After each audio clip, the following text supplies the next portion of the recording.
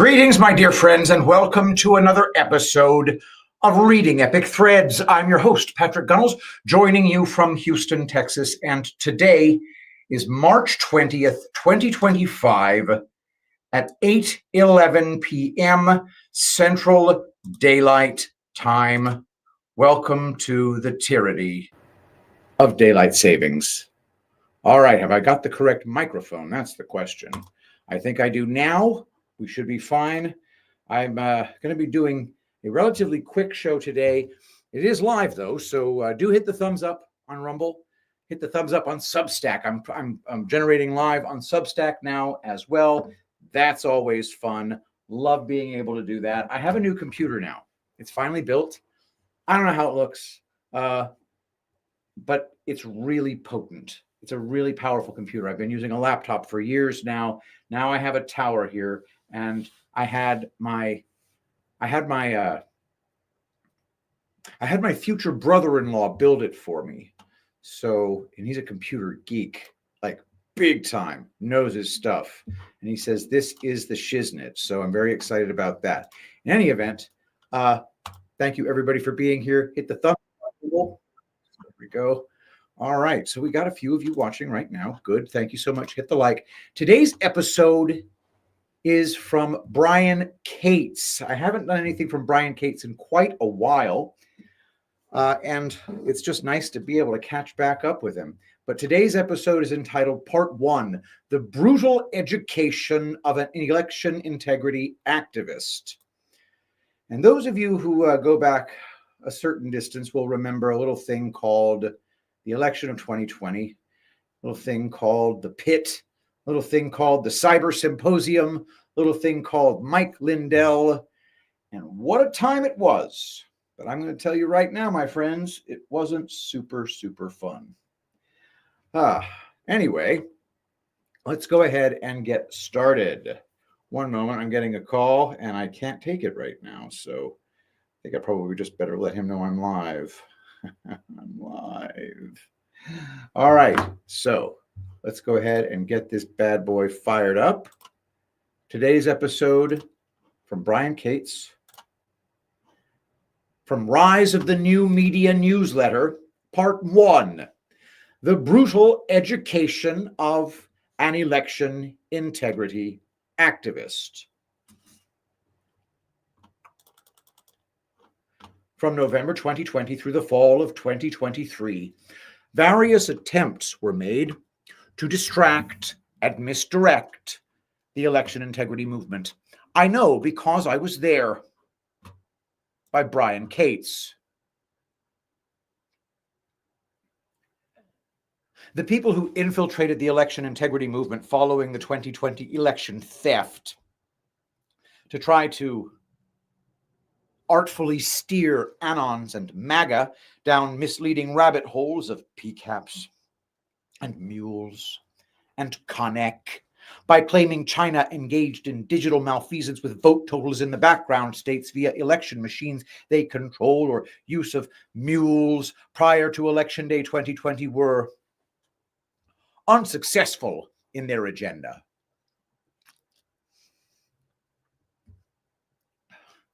This is why they devoted the past 2 years to desperately trying to get the Trump base to turn on General Michael Flynn, who's been teaching MAGA how to fight a fifth-generation information war, which is precisely the kind of conflict we're presently engaged in.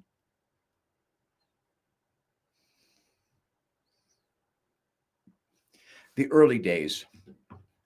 Down the rabbit holes we go, guided by literal ghosts and people like Lynn Wood.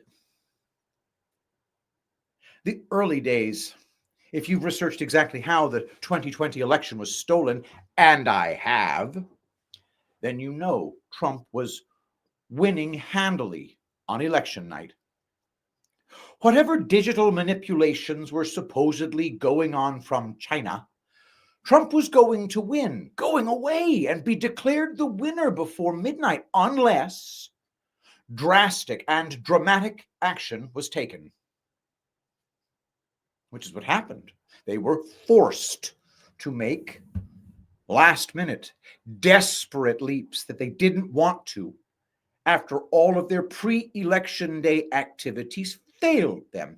Our enemies were forced to resort to a ham-handed and obvious Plan B, in which they stopped the counting of the votes simultaneously in 5 key battleground states and then kicked off 3 furious days of relentless, good old-fashioned ballot dumping using vans full of fake ballots. Fake ballots, specially created via several months of voter registration, Social Security fraud, and held on standby in case they were needed. Man, were they needed. After 3 days of furious ballot dumping of these fake ballots created via months of voter registration fraud, they managed to eke out a 43,000 vote win for Joe Biden in the Electoral College across the 5 battlegrounds of Arizona, Georgia, Wisconsin, Pennsylvania, and Michigan on Friday night, November 8th. And yet, just 6 months later, thanks to clever operatives that leapt to cover the tracks of how the election theft was actually accomplished, large swaths of the angry and frustrated Trump base were talked into believing the election was stolen, not by frantic last-minute ballot dumping, but rather by electronic manipulation from China, and months' worth of mules using a Chinese app to stuff mail-in ballots into drop boxes. We got played. I attended both the Cyber Symposium in Sioux Falls and the pit to pull the ripcord in Arizona.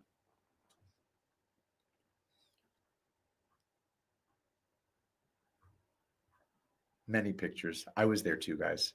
I walked out of the pit.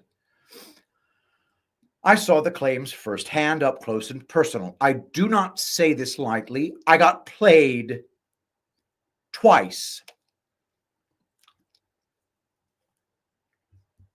It was not China doing funky things with election machines to alter vote counts on election night that stole the 2020 election. Neither was it hundreds of mules using a Chinese app to stuff drop boxes. If either claim were true, then Trump would have been losing by the time 10 p.m. Eastern Time rolled around on election night. The people supposedly digitally altering the vote count from China or Venezuela or Italy or wherever would have put him way behind. And he wasn't losing. He was winning. Handily. I'm very well aware of who played what role and when it comes to who attempted to misdirect the election integrity movement from its very beginnings, as it began to form in the early days following November 2020. Lin Wood was not the only infiltrator,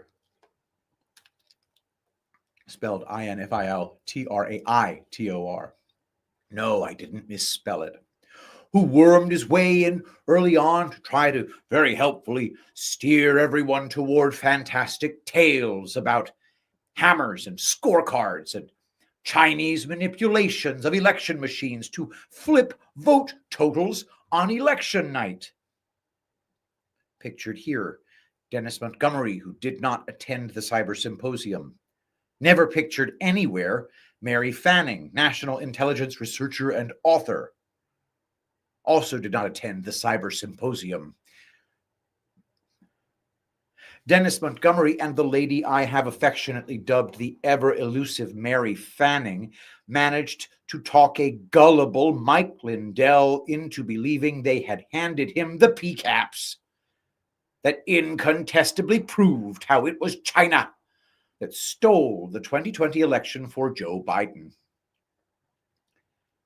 If you told me back in 2019 that by mid-2021, two shady AF people who never showed their faces anywhere, who only conducted their interviews via intermediaries or over the telephone, would, by some obscene turn of events, become major players early on in the election integrity movement, I wouldn't have believed anyone could be that gullible. And then I watched it happen. I watched people take Mary Fanning and Ryan Dark White seriously, interview after interview, where these two people literally called in over the freaking phone to babble the most amazing shit imaginable. And some people ate it all up.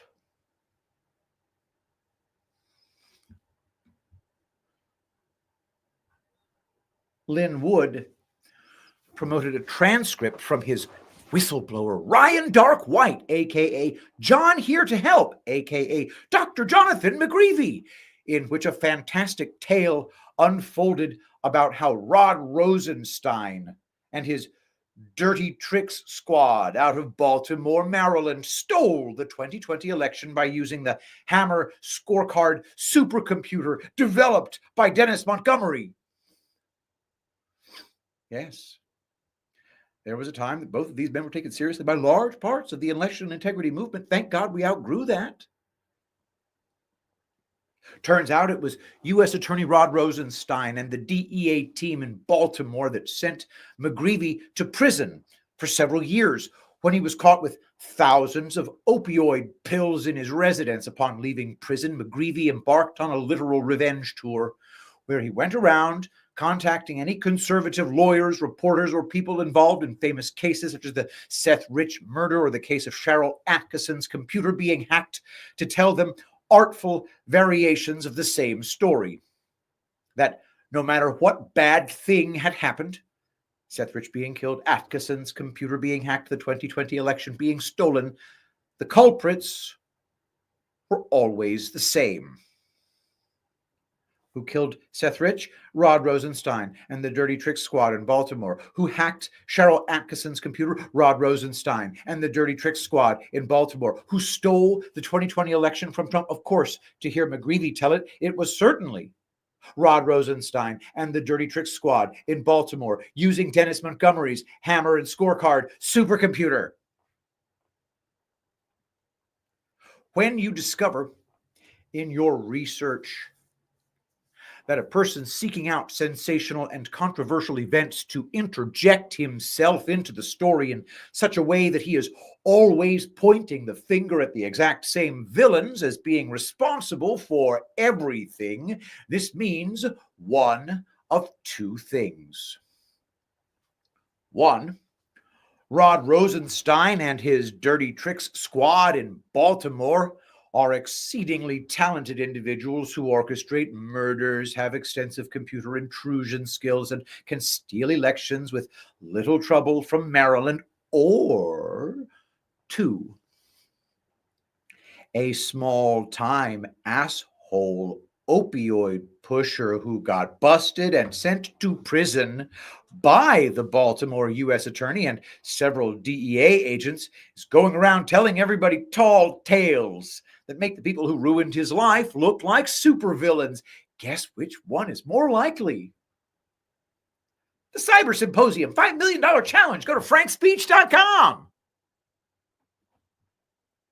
At the same time, Lynn Wood was running around promoting Ryan Dark White.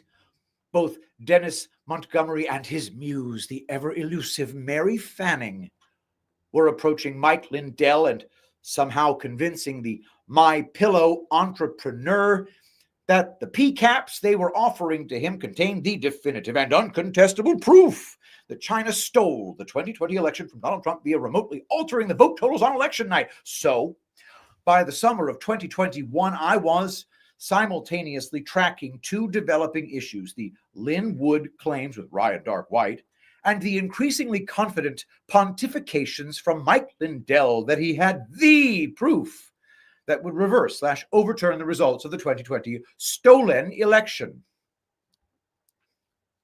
Lindell was so positive that these PCAPs that Montgomery and Fanning had given him were going to reverse the steal that he announced the Cyber Symposium in Sioux Falls in August 2021 and built up the hype for it by making that $5 million challenge, as well as producing videos such as Absolutely 9-0, in which he claimed the evidence contained in these precious PCAPs was so compelling the United States Supreme Court would have to rule 9-0 that China stole the election for Biden.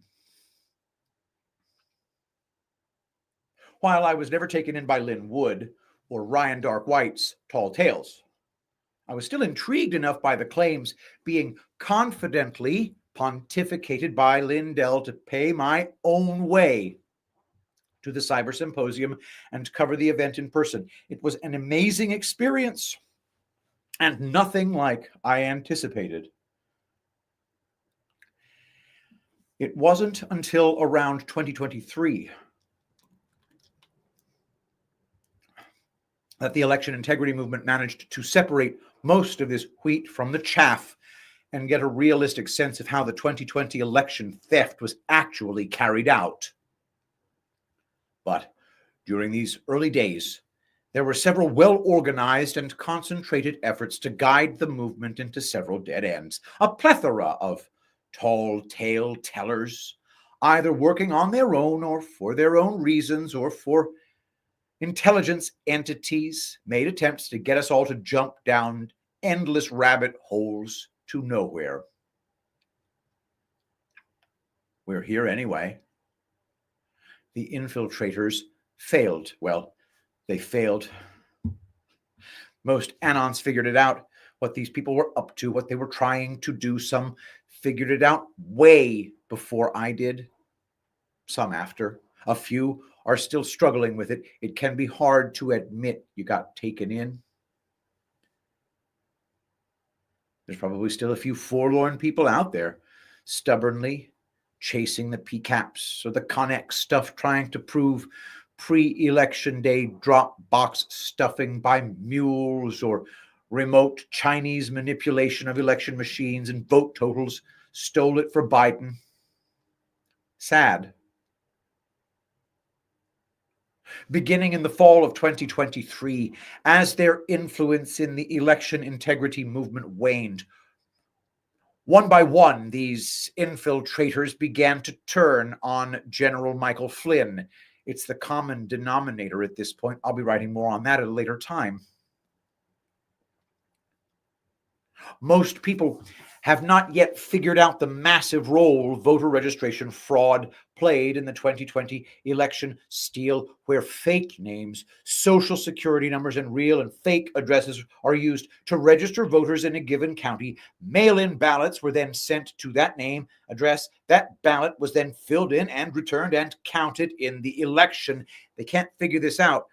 What a huge role the dirty voter rolls play in our crooked elections, because they've been trained to trap themselves in a mental loop where the theft happens because Chinese hackers do funky things to switch the electronic vote totals inside the machines on election night. Even when the Uniparty, especially the Democrat wing of it that is in a particularly vulnerable state currently, shrieked in high holy horror when President Trump, Elon Musk, and the Doge team managed to get inside the formerly opaque Social Security Administration and revealed there are almost 20 million more Social Security numbers than there are living American citizens. The constant attention that Musk and his team have been bringing to the fact that there are around 4 million plus Americans on record with Social Security accounts older than 110. It's actually going somewhere. Note, there are also millions of fake Social Security accounts where the person is listed as being under 110 years of age. While the popular take is that illegals are using real Social Security numbers, the fact is using a social security number to make fake voter registration forms has been standard practice for almost a decade at this point. The reason many local officials all across the fruited plain so ferociously resist and snarl at any demand they clean their county's filthy voter rolls is because they need those absolutely filthy voter rolls to pull off the vote fraud they've been committing in many localities since at least 2008. Now, this was especially true of the 2020 election, which saw a massive upward spike in the number of remote voter registrations, ballots sent and returned through the mail and counted by the local election authorities. To make a fake voter registration, to get your hands on a couple hundred or even a few thousand county ballots remotely through the mail that you can have someone fill out for you and send back, you need a name, an address, and a social security number. Would you be surprised to learn that uniparty NGOs, especially the Democrat ones, have spent the past 6 or 7 elections perfecting a way to game the system via the creation of millions of fake social security numbers in order to have their NGOs request ballots for these fake voters, often sent to shady AF locations like vacant lots, to be picked up, filled out, and then returned? Recall the Arizona NGO that caught filling out hundreds of fake voter registration forms back in October 2024. There wasn't just one NGO doing that kind of stuff. There were many. Very likely with the people filling out the forms using the fake social security numbers being paid with our tax dollars via USAID or some other federal grant money. Understand this. The people shrieking the loudest about Elon and Doge being inside their wire at the Social Security Administration have not just been facilitating financial fraud and money laundering, though they have been certainly doing a lot of that. The creation of millions of fraudulent Social Security number accounts has been playing a key role in how they rig our elections, especially at the local level, the county level. Think about this. These people spent over 20 years at the very least building this massive election rigging system using fake voter registrations. They've built up this system to the point there are now millions and millions of fake Social Security Administration accounts. And that very expensive and painstakingly built system failed them in 2024. Even with all that money they spent, all the time they devoted to creating the fake Social Security number accounts, paying all those NGOs to continue dumping fake voter registration forms at the country registrar's office, Trump still easily beat Kamala Harris. And now they'll never be able to use that vote fraud system again because Trump, Elon, and Doge are shutting it all down. All the fake Social Security numbers at the Social Security Administration are going to be expunged. They won't be able to add any new ones. And you can bet with the abilities of AI that the Doge team has, it's going to occur to them to cross-check the names of all the millions of Social Security number fake accounts they found with the names of people registered to vote. They'll be checking to see if any of these dead or fake or illegal alien people voted in any recent elections, with recent elections defined as the 2012, 2014, 2016, 2018, 2020, 2022, and 2024 elections. And of course, it goes without saying that hidden fourth branch of our uniparty government is being defunded and cut off.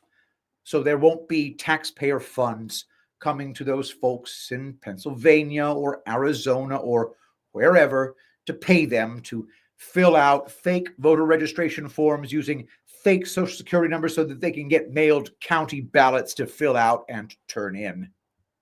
Ain't life grand? So suck it, all you infiltrators out there who tried to steer this army of Anon and MAGA, America First autists, frogs, and patriots over the cliff into futility. It's gonna really suck to be you guys moving forward. And that is a beautiful thing. That's right, guys. That is Brian's cri de coeur. And I'll tell you something. I'll tell you something right now, for real. I was deeply embedded in all that crap. And it was such a discouraging time. I was talking to Brian on a regular basis when he was I was talking to Brian on a regular basis when he was going over to when he was doing all of that, because I was just starting to live stream right after the stolen election, right after January 6th. And Brian and I talked on a regular basis, and he marched his happy ass up to Sioux Falls, South Dakota. And there was the spider, what was it, Josh Merritt, I think they called him. And there was just this whole clique of people who claimed to have all the skinny. I didn't know it was true, and neither did you, most likely. I think that we're going to get to the point where we actually figure out who was up to stuff. Because you remember these people, freaking David Clements, Doug Frank. Who are the other ones? Mary Fanning, Dennis Montgomery. Who are the other ones, guys? Help me out here. And hit the thumbs up. Let me show you something. In case you haven't seen this. I did this in reverse. Watch this video. Looks pretty darn. It's a pretty familiar sight, isn't it? Yes, it is. You've seen that sight, and you've been told, well, you know what that is? That's contrails. That's just condensation. That's right. These engines, they just put out harmless water vapor. That's what all of the jackasses have been saying to us for the longest time. Yeah. Now we have the ability to zoom in real time, like you're seeing. And there we are. This plane is quite distant, but with the right telescopy and the right streaming functionality, aka the Nikon P1000 camera. Now it's going to get even a little bit closer. You're going to get to see the schmutz that they're dumping into the air so that we cattle can be poisoned. And there it is. Think about the jerk off flying that plane. Who does he think he is? So just remember that. And now, don't forget, go to epicminerals.net. Get your Zeolite Extra Spray. Use promo code Shapiro for 10% off. Now's the time. Your health is important. Detox from heavy metals. And don't forget to get your hands on the Silver Extra Spray with colloidal silver mixed with humic and fulvic acids. All of these magnificent for your health. Mark C. says, Lindell was farming data that he then sold to highest bidder. I will need some kind of substantiation of that. But I am certainly interested because, man, that cyber symposium was something else. Nothing came out of it. It was such a bummer. What did Mike Lindell think he had? Because he swore up and down, I've got it. $5 million, blah, blah, blah. Wasn't it great having the rug pulled out from under us over and over and over again? I've had enough. I've had enough. All right, let's go ahead and hop over to my friend, Eric Carlson. And then after this, right here on the Tesla vandalism, right here on the Reading Epic Threads channel. Actually, you know what? I need to sign in. I have to sign into my Substack because I just got this new computer. And so everything is, ooh, check it out. Okay, Mark C. I think I know what the C stands for. I don't want to dox you or anything, Mark. Let's just say that this is the gentleman who came up with the name, The Strange War, to refer to the war that we're living in. The info required to sign up for his app that he was peddling was crazy. Oh, I see what you're saying. Dude, I'll tell you right now, selling information is, it is good business. I would never do it myself. The only data that I have is data that I have in my own database, meaning my customers. And I keep that under lock and key. Because what kind of schmuck sells something to somebody and then sells that information to somebody else, says, hey, this is a person with money.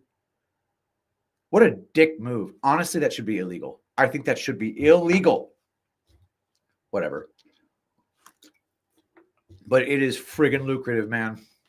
Like if you've received an email from me, you know that I'm very sparing with how often I send out mass emails. Because number one, if you become the dude who's constantly, and I'm not talking about like when I send out a Substack notification to everybody's email to let you know, hey, I've got a new Substack. That's different. I'm talking about, this is a message from Patrick Gunnels. I want to talk to you about this deal that I've got for you. I don't do that often. Because if you become that guy, people just start deleting your emails. But anyway, so if you sell that information to somebody else, sell that list to somebody else, first of all, you make that list way, way less valuable just by selling it. So basically, you're kind of just relying on people. You're relying on each person who buys the data to abuse it, not too much. But people who get, lists of people that they don't feel connected to, they abuse the shit out of them. Anyway, information harvesting and information selling is something that should be like aggressively regulated with powerful, coercive government action. I'm so not a libertarian anymore. So Mark says he had to pay for all the lawsuits against him, ended up funding it by the info harvesting. Shit. Mark, look, I don't know if that's true, so I'm not going to endorse that statement, but it's certainly plausible. That sounds certainly possible. Man, guys, I got fucking played, y'all. I really, really did.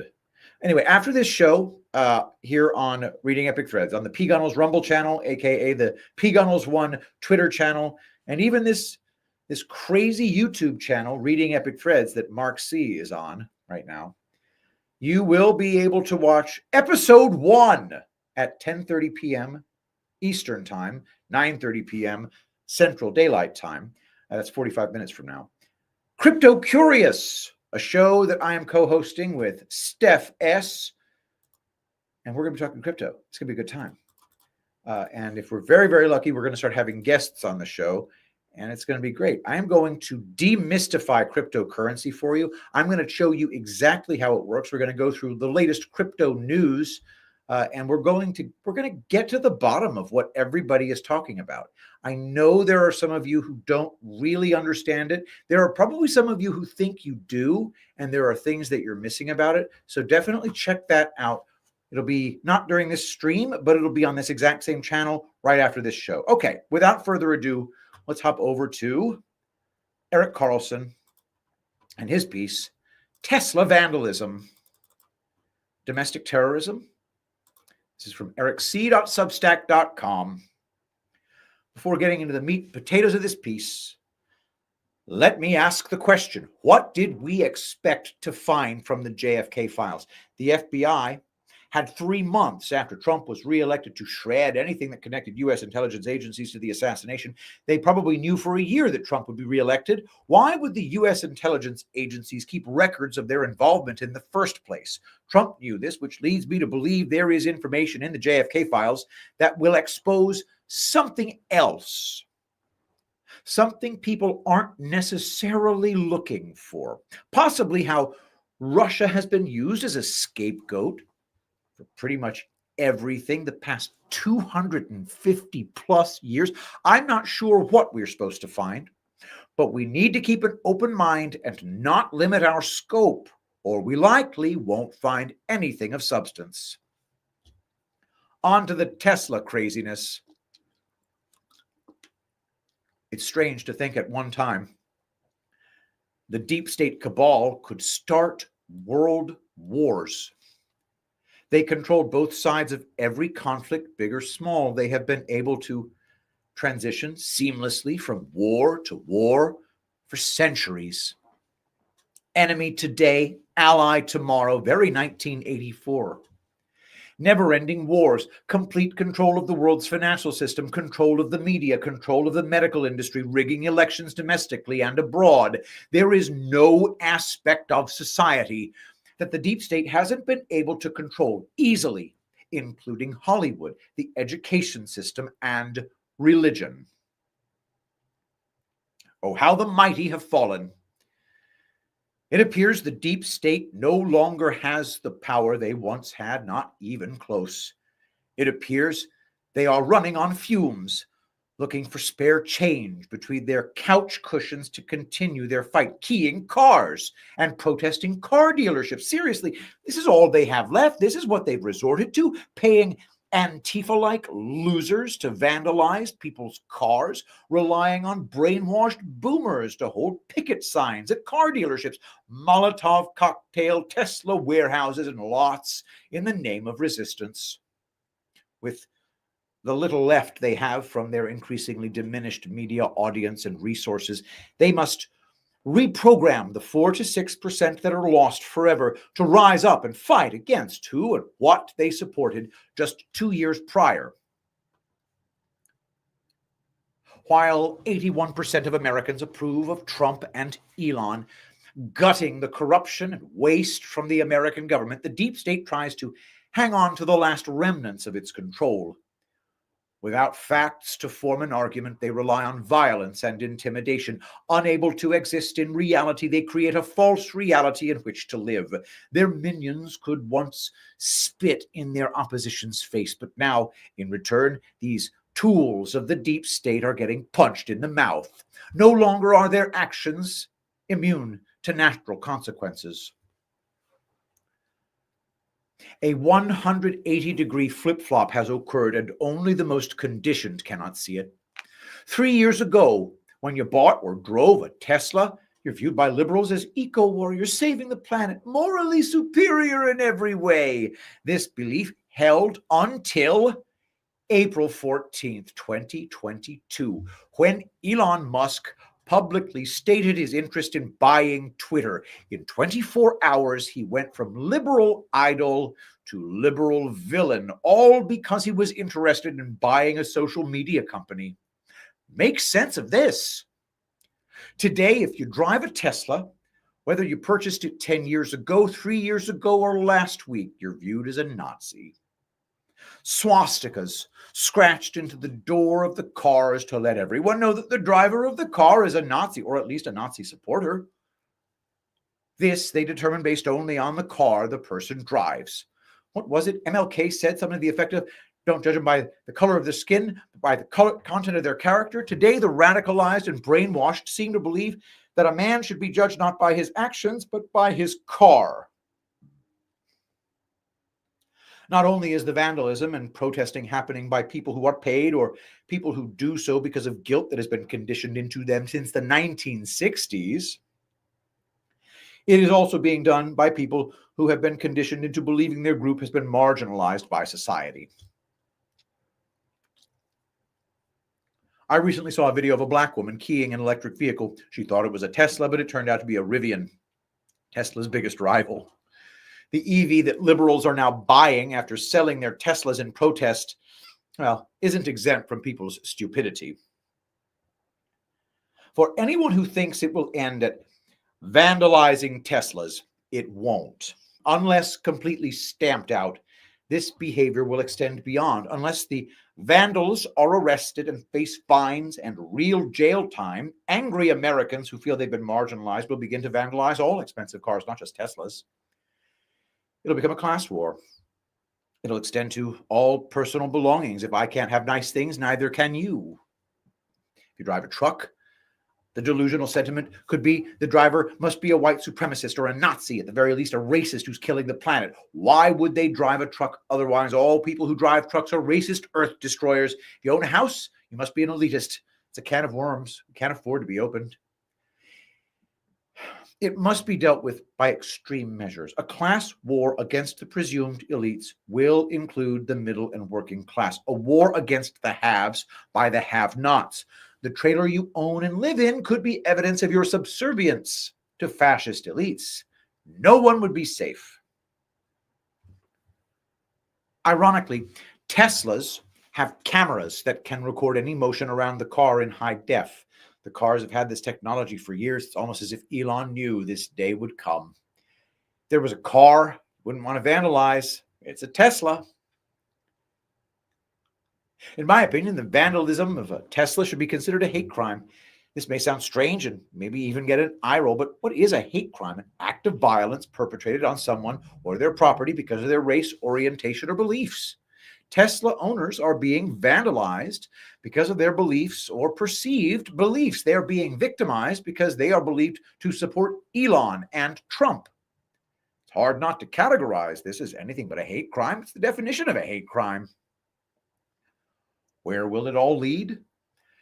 If dealt with properly, this Tesla craziness will lead to more people waking up, more people recognizing how ridiculous the Democrat Party and progressive ideas have become. If dealt with properly, more will come to light in regard to who is funding these astroturf-like uprisings. It's the same people and groups Trump and Elon are currently taking down through Doge. In other words, if dealt with properly, the protests and violence will eventually validate the need for Doge. Some reading this may think, I don't really care about these uppity EV drivers. This may be the case, but understand, this is a slippery slope. A Tesla today could become an F-150 tomorrow if not dealt with swiftly and forcefully. The owners of anything will become the enemy of these delusional and angry people. Radicals need to be shown that it is not okay to vandalize someone's car or home and assault them because they have a different point of view. This has never been acceptable behavior in society. America is built on personal freedom. Like everything else the left has done the past 8 years, I'm sure their latest stunts attacking Trump and Musk will end up backfiring. The sales of Tesla cars will probably go through the roof. Today, Democrat politicians and bought and paid for late-night talk show hosts are publicly celebrating the downturn of Tesla's stock price, which correlates 100% to Doge starting the process of removing government fraud and waste. Imagine that. So far, only one Democrat has publicly stated that the vandalism of Tesla cars isn't acceptable and must stop now. Eventually, someone is going to get hurt, maybe die from the violent acts. A fire may spread. Someone might get trapped in a building that's been set ablaze. Someone may be run off the road after flipping someone off in traffic. Someone may be assaulted by a car owner after their car has been vandalized. This situation seems to be progressing to one where the delusional, violent, and in some cases paid anarchists will be labeled domestic terrorists. Some Democrat politicians and progressive ideology money men will be considered conspirators. By these puppets and their puppet masters being officially categorized as domestic terrorists, Trump and his administration will have more power to eradicate them. One last thing. Recently, Trump chastised Congressman Thomas Massie, calling him a grandstander for not voting for the latest continuing resolution. Trump called for Massie to be primaried. Massie is a self-professed constitutionalist. All his actions, or lack thereof, are based on his interpretation of the Constitution. Many times, Massie has gone against Trump, claiming that Trump's actions are unconstitutional. Recently, Trump invoked the Alien Enemies Act of 1798 to deport violent Venezuelan gang members, Tren de Aragua, to super prisons in El Salvador. Democrat judges have tried to stop this from happening, claiming it is unconstitutional. The Democrat media have labeled Trump's actions as being unconstitutional as well. The whole progressive liberal left has come out in support of allowing these violent gang members to remain in the U.S., again, viewing the deportations as being unconstitutional. Will Massie stand in support of allowing the gang members to stay in the U.S.? Will Trump declare the Tesla vandalizers and their financial supporters to be domestic terrorists? Will Massie support their constitutional rights? Trump doesn't just shine the spotlight on someone or something for no reason. I think we will soon experience a pretty big rug pull on the rhino neocons as well as the progressive left. Live by the Constitution, die by the Constitution. It's pretty cool. All right. I think that's our show, guys. What do you think? That's ericc.substack.com. briancates.substack.com. Check him out. Also check out Brian Cates. That's briancates.substack.com. Now, I am going to take the next 20 minutes or so to prep my opener of Crypto Curious. Episode 1 will be today. Me and Steph S. will be joining you every Thursday at 10:30 p.m. Eastern Time, 9:30 p.m. Central Time. And we'll be demystifying crypto. We'll be making it easy for you to ask questions. We're going to work in calls. We're going to do all the things. So today is going to be kind of a pre-episode 1, or maybe just a prep show where we figure out what to do, how to do it. And I'm going to set up my agenda for that. So thank you, everybody, for watching. Don't forget to visit the people who write the articles that make Reading Epic Threads. Don't forget to hit the thumbs up button, do the retweet if you're watching on X. I actually have it on, what do you call it? Twitch for some reason. Ooh, there's one person watching on Twitch. That's amazing. So I put up Twitch for just fun, just to see what would happen. But anyway, thank you, everybody. And let's see, do I have my special show ending pen? Yes. All right. Let us pray. Saint Michael the Archangel, defend us in battle. Be our protection against the wickedness and snares of the devil. May God rebuke him, we humbly pray. And do thou, O Prince of the heavenly host, by the power of God, cast into hell Satan and all evil spirits who prowl about the world, seeking the ruin of souls. Amen. I love you all. Thank you so much for being here, and I'll see you tomorrow. I will be the greatest president that God ever created.